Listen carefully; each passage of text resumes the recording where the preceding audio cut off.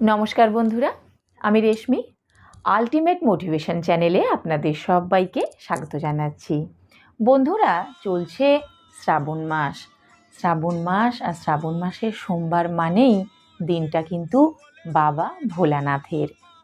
বাবার মাথায় জল ঢালার পরে একটি নির্দিষ্ট কাজ যদি আপনি করতে পারেন, তাহলেই আপনার পুজো 100% সফল হতে পারে। কিন্তু কাজটি যদি না করেন, আপনার সম্পূর্ণ পুজোটাই মাটি হয়ে যেতে পারে। কী সেই কারণ? কিভাবে করবেন বাবা ভোলানাথের আরাধনা? কিভাবে তাকে সন্তুষ্ট করতে পারেন খুব সহজে? এই সব কিছুই জানতে পারবেন আজকের ভিডিও থেকে।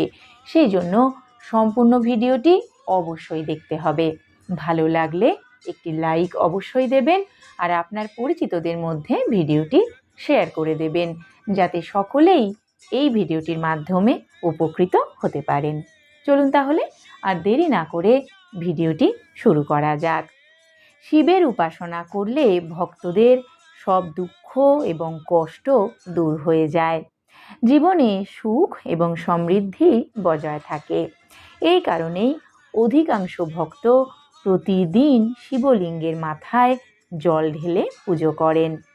তবে প্রতিদিন শিবের আরাধনা করলেও যে কাজটি না করলে শিব পুজো থেকে যায় অসম্পূর্ণ, সেটি জানতে পারবেন আজকের ভিডিও থেকে। শিবের মাথায় জল ঢালার পর হাততালি দেওয়ার রীতি প্রচলিত রয়েছে। কিন্তু কেন দেওয়া হয় হাততালি? অল্প নৈবেদ্যেই সন্তুষ্ট বাঙালির প্রিয় দেবতা ভোলা বাবা। ধুতুরা ফুল, দুধ, মধু, আকন্দ ফুল দিলেই সন্তুষ্ট হন তিনি। শ্রাবণ মাসে সোমবার মানেই বাঁক হাতে নিয়ে বাবার মাথায় জল ঢালতে তারকেশ্বরের উদ্দেশ্যে বেরিয়ে পড়া। শ্রাবণ মাসের সোমবারগুলিতে তারকেশ্বর সহ অন্যান্য শিব মন্দিরগুলিতে ভক্তদের ঢল চোখে পড়বার মতন থাকে। প্রতিদিনই অনেকে শিবের পুজো করে থাকেন। শ্রাবণ মাসের শিব পুজো করার পদ্ধতি একটু আলাদা। বাংলা ক্যালেন্ডার মতে বর্তমানে চলছে শ্রাবণ মাস, শিবের সবচেয়ে প্রিয় একটি মাস। এই মাসে প্রত্যেকটা দিনই অত্যন্ত শুভ। তাই আপনি সোমবার ছাড়াও অন্য কোনো দিনে মহাদেবকে সন্তুষ্ট করার জন্য তার আরাধনা এবং পুজো করতেই পারেন।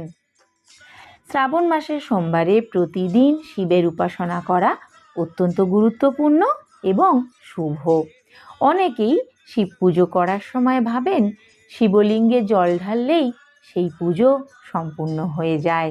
কিন্তু শিব পুজো করার সময়ে বা পরে এই একটি বিশেষ কাজ না করলে আপনার পুজো থেকে যাবে অসম্পূর্ণ। প্রতিদিন শিব পুজো করা হলেও এই মাসে শিবের আরাধনা করলেও এই কাজ করা অত্যন্ত গুরুত্বপূর্ণ এবং আবশ্যিক। অনেকেই এই কাজটি কিন্তু করেন না, কিন্তু কাজটি মোটেই কঠিন না। অথবা অনেকে কাজটি করেন কিন্তু জানেন না যে সেটি কেন করা হয়। ভোলানাথকে একটি বেলপাতা ও জল নিবেদন করলেও তিনি সন্তুষ্ট হন। তবে শ্রাবণ মাসে ভোলানাথের আরাধনার জন্য যে কাজই করা হোক না কেন, তা অত্যন্ত নিষ্ঠার সঙ্গে পালন করা উচিত। এই কারণেই শিবের উপাসনা অত্যন্ত সহজ বলে মনে করা হয়। শিবের উপাসনা করলে ভক্তদের সমস্ত দুঃখ এবং কষ্ট দূর হয়ে যায়। জীবনে সুখ ও সমৃদ্ধি বজায় থাকে। এই কারণেই অধিকাংশ ভক্ত প্রতিদিন শিবলিঙ্গের মাথায় জল ঢেলে পুজো করে থাকেন। তবে প্রতিদিন শিবের আরাধনা করলেও শিবের মাথায় জল ঢালার পরে হাততালি কিন্তু দিতে হবে। ভগবান শিবের পুজোয় পঞ্চামৃত, বেলপাতা, ধুতুরা ফুল নিবেদন করা অত্যন্ত শুভ। শিবলিঙ্গে জল ঢালার পর ও পুজো করার সময় ভক্তরা 3 বার হাততালি দেবেন। এই কাজটি করলেই শিবের পুজো সম্পন্ন হয় বলে বিশ্বাস করা হয়। 3 বার হাততালি দেওয়া যে কোনো পুজোর আমাদের ঐতিহ্য। কিন্তু শিবের পুজো করবার পরে 3 বার হাততালি দিলেও এর পিছনের কারণটি কি সেটি জানেন না অনেকেই। 3 বার হাততালি দেওয়ার পিছনে রয়েছে একটি বিশেষ কারণ। প্রথমবার তালি দেওয়ার অর্থ হলো মহাদেবকে তার উপস্থিতির জানান দেওয়া। দ্বিতীয় হাততালির অর্থ হলো মহাদেবের কাছে কিছু না চাইলেও তিনি যেন আমাদের গৃহে অর্থের ভাণ্ডার সব সময় পূর্ণ করে রাখেন। শেষ বা তৃতীয় হাততালিটি দিলে মহাদেবকে তার পায়ে স্থান দেওয়ার জন্য প্রার্থনা জানানো হয়। পৌরাণিক কাহিনী অনুসারে প্রতিবার শিবের পরম ভক্ত রাবণও শিবের পুজোর শেষে 3 বার হাততালি দিতেন। শিবের প্রতি অগাধ বিশ্বাস থাকার কারণেই তিনি লঙ্কা রাজ্য লাভ করেছিলেন।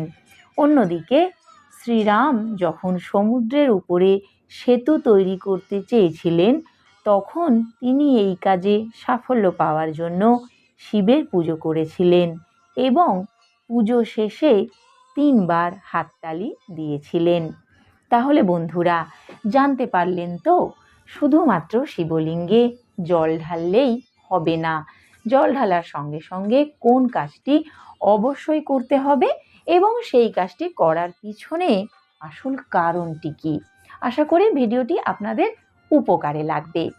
বন্ধুরা, এবার আপনাদের একটা ছোট্ট কিন্তু গুরুত্বপূর্ণ জিনিস জানাবো।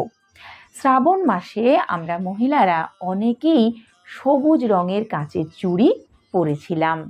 সবুজ রঙের কাঁচের চুড়ি পরলে একদিকে যেমন প্রকৃতিকে ধন্যবাদ জানানো হয়, বাবা মহাদেবের অত্যন্ত পছন্দের রং এই সবুজ। সেই কারণে শ্রাবণ মাসে সবুজ চুড়ি আমরা মহিলারা হাতে ধারণ করে থাকি। এটি যেমন একদিকে আমাদের সংসারের মঙ্গল এবং শ্রীবৃদ্ধি কামনার জন্য করা হয়, ঠিক তেমনি স্বামীর ভালোবাসা এবং মঙ্গলের জন্যেও সবুজ চুড়ি আমরা পরে থাকি। বর্ষাকালে চারিদিক থাকে সবুজ, আর এই সবুজ হলো সুখ এবং সমৃদ্ধির প্রতীক। সবুজ চুড়ি পরলে সৌভাগ্যের উদয় হয়। কিন্তু শ্রাবণ মাস শেষ হয়ে আসছে। শ্রাবণ মাস শেষ হয়ে যাবার পরে এই সবুজ চুড়িগুলো নিয়ে কি করতে হবে, এই প্রশ্ন এখন থেকেই আমাদের মনে উঁকি দিতে শুরু করেছে। বন্ধুরা, শ্রাবণ মাস শেষ হয়ে গেলে আপনি চুড়িগুলি খুলে ফেলতে পারেন।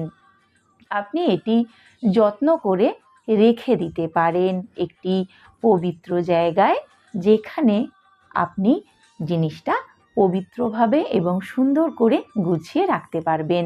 আপনি চাইলে সামনের বছর এই সবুজ চুড়িগুলি আবার ব্যবহার করতে পারবেন। এছাড়া শ্রাবণ মাস শেষ হয়ে যাবার পরেও কিন্তু পরে থাকা যায় এই সবুজ চুড়ি। সবুজ রঙের ব্যবহার ও সবুজ চুড়ি পরে থাকলে ভাগ্য আলোকিত হয়। প্রকৃতির সবুজ রং মনকে মুগ্ধ করে। সবুজ রং আমাদের মনকে শান্ত ও শীতল বোধ করায়। সবুজ রংটি সুখ, শান্তি এবং প্রাণ শক্তির প্রতীক। সবুজ রং ইতিবাচক শক্তি দেয়, হতাশা থেকে মুক্তি দেয়। সবুজ রং আমাদের চোখকে স্বাচ্ছন্দ্য দেয়। অসুস্থ মানুষের জন্য জীবনদায়ী ওষুধ হিসেবেও কাজ করে সবুজ রং। বন্ধুরা, আশা করি ভিডিওটি আপনাদের উপকারে লাগবে। ভালো লাগলে একটি লাইক অবশ্যই দেবেন আর আপনার পরিচিতদের মধ্যে ভিডিওটি শেয়ার করে দেবেন। চ্যানেলটি সাবস্ক্রাইব করার অনুরোধ রইল। সম্পূর্ণ ভিডিওটি দেখার জন্য অনেক ধন্যবাদ।